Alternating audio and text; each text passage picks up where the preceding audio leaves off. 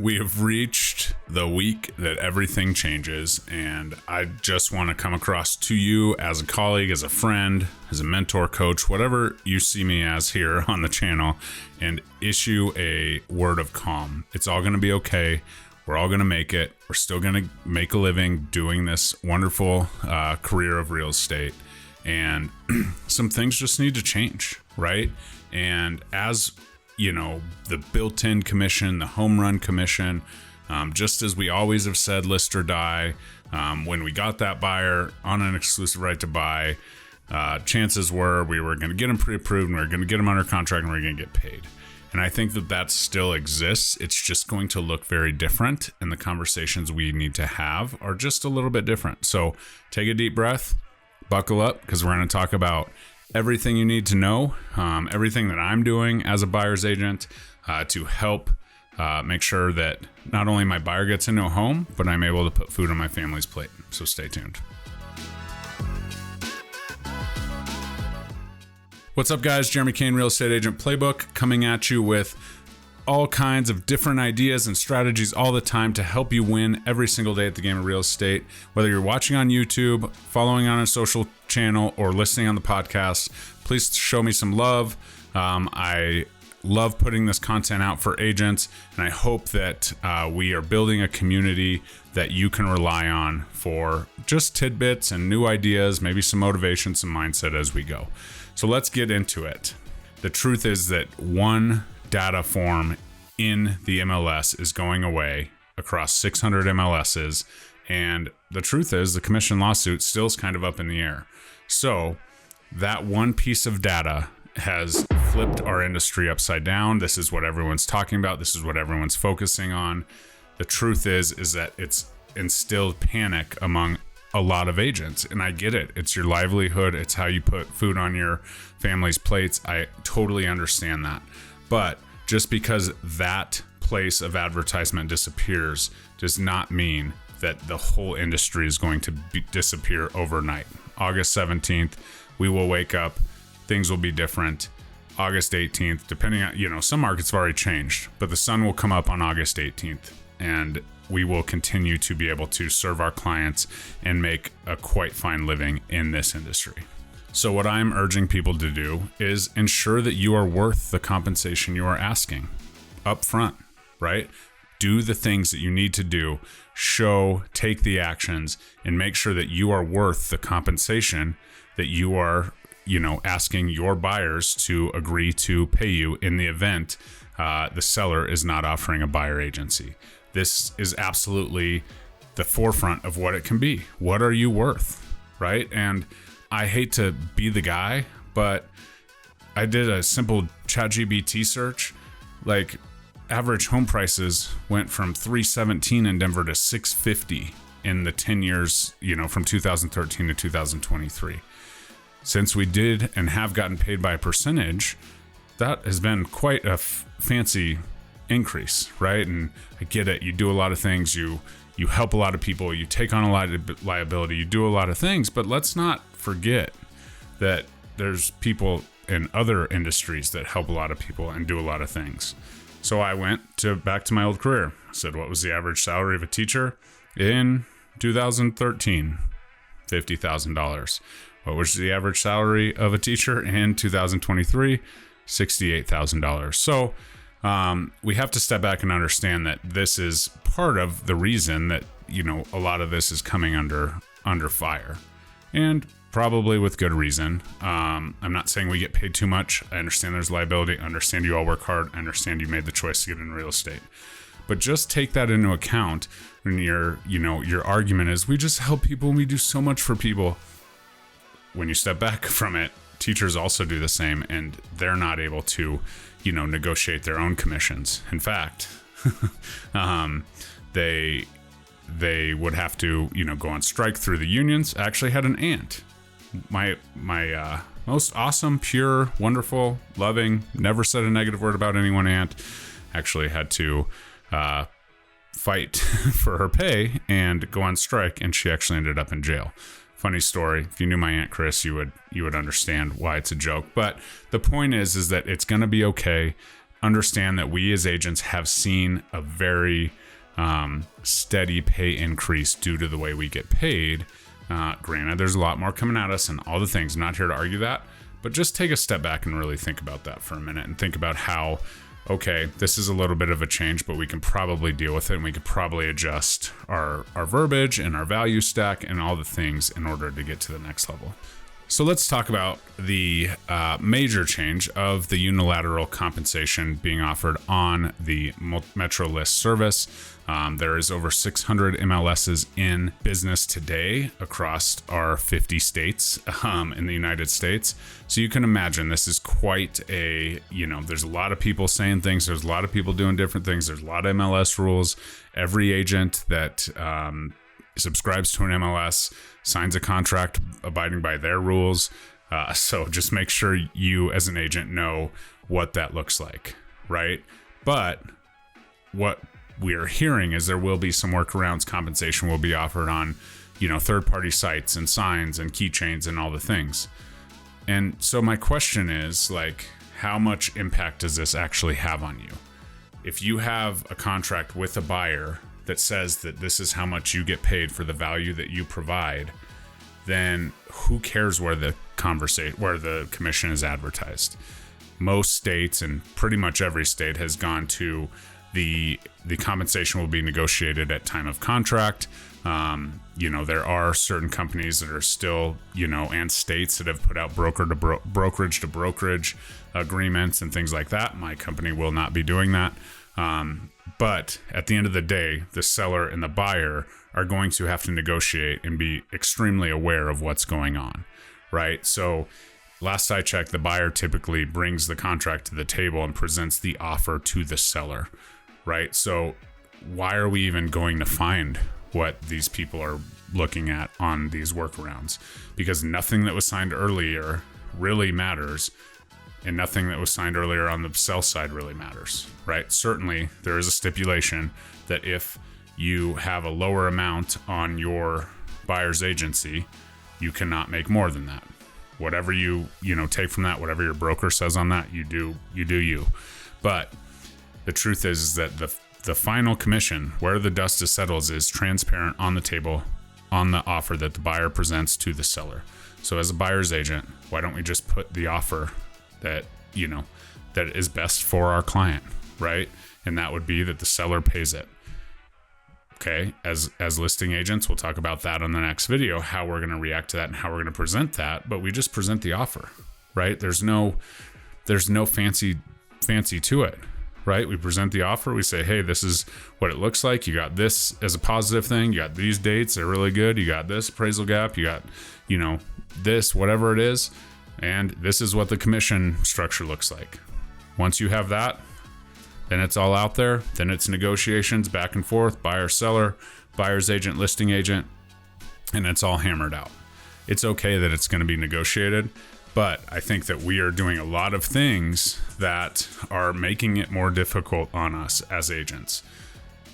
Putting it out there that our seller's willing to take less by offering X amount of compensation, or be willing to even offer compensation, right? The buyer's agent having all these conversations. Well, if this guy offers this percentage and this says this, then, you'll have to pay that. Why are you having that conversation till the buyer and the seller, the transaction is on the table and you can have that conversation, right? And the truth is, if you present your value as a buyer's agent, by the time you're writing that offer, you should have demonstrated that value, right? You've got them to that point.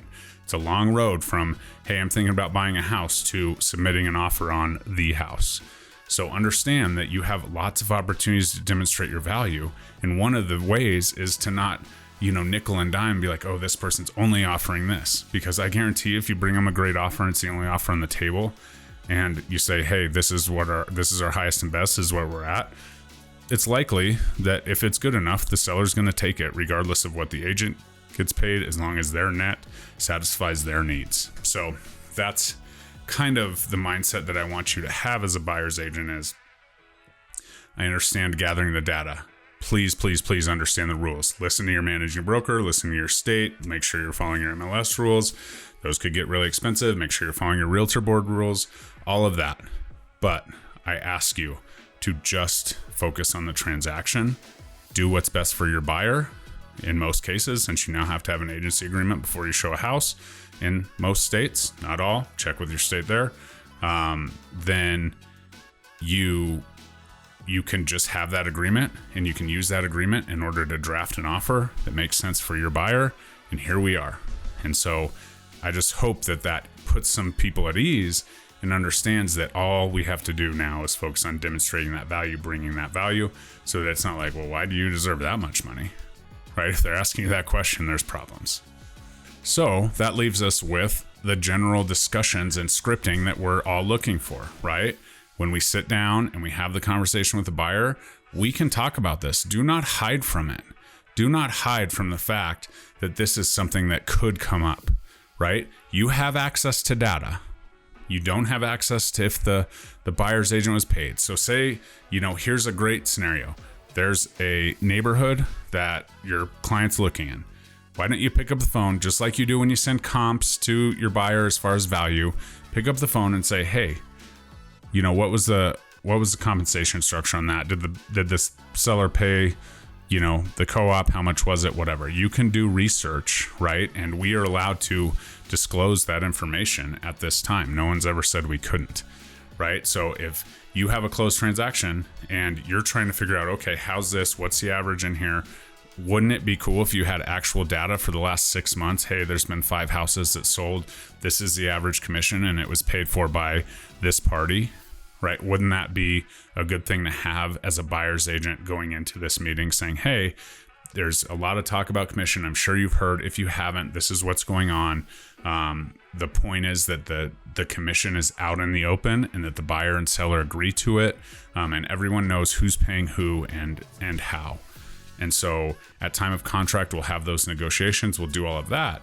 But wouldn't it be really good for you to, even on both sides, to have the data of, hey, this is how it's shaked out in this neighborhood, right? Real estate's hyper local. So you can use that. And then when you go in to write the offer, right, you can use some of that data, as long as it's in your favor, to talk to the listing agent and say, hey, I did this, but here's the deal. If you're looking at talking to an appraiser and giving them data, think about this, right? Think about that, this house had this commission, this house had this commission, is paid for by XYZ, right? Because it'll help the appraiser know what the net is and all of those things. And so you can do a little bit of research just because it's not there within a click, or you can't have it printed out by pressing a button. Pick up the phone and call the agent so that you have that market knowledge. If you can come into that and you become the market expert and you can provide a data set to the listing agent to talk to their seller, for you to talk to your buyer, to have that information just so that you have a talking point and so that you can basically formulate a plan and just let them know this is going to be negotiated at contract. We're required for you to sign this agreement. This is what I charge. This is my value. It is my intention to hopefully, as your fiduciary, have the seller pay that. But in the event they can't, we can work on all kinds of different scenarios, right? We can go back to your lender and see if there's any tricks they can throw in there. We can, do a lot of different things. And at the end of the day, we're going to make this happen regardless. If you are unable to pay and the house that, you're negotiating on, if you can't come to terms on the negotiation, this included, maybe that's not the house, and go from there. And so as we continue to work through this, just make sure you're having open dialogue, but you don't have to put numbers to it right away. You can have the average talk, you can have the statistic talk, you can have the data, because that's super important. And you can have these conversations based on the data and based on what's going on in your market at the time, based on all the rules that we are now subject to. So ultimately, if you're taking this, you're picking up the phone, you're doing a little legwork, this could be a huge opportunity for you to add that into your value stack. Like, hey, I'm gonna do some research. I'm gonna make sure that, we're within line. We're competitive. My pricing for my value is competitive. That's what we're going to hope for. I'm going to get as much information I can. Certainly there will be agents that don't return your call, don't tell you, whatever.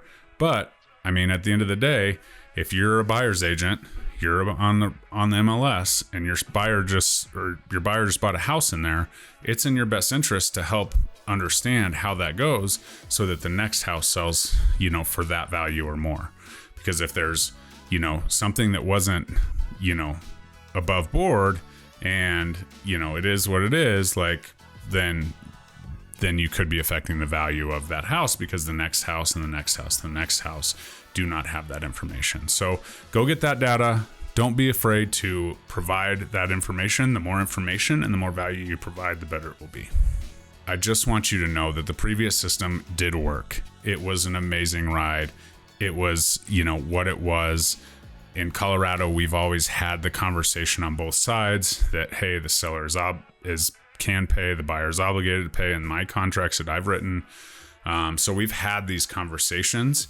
It's just now coming to fruition where it's more known, and the seller, may raise their hand and be like, hey, I saw that headline, I don't want to pay anything, right? So as we move through this, as we go, just understand that it's not how anybody wanted it to be, right? It's not easy. It's not going to be easy. Change isn't easy.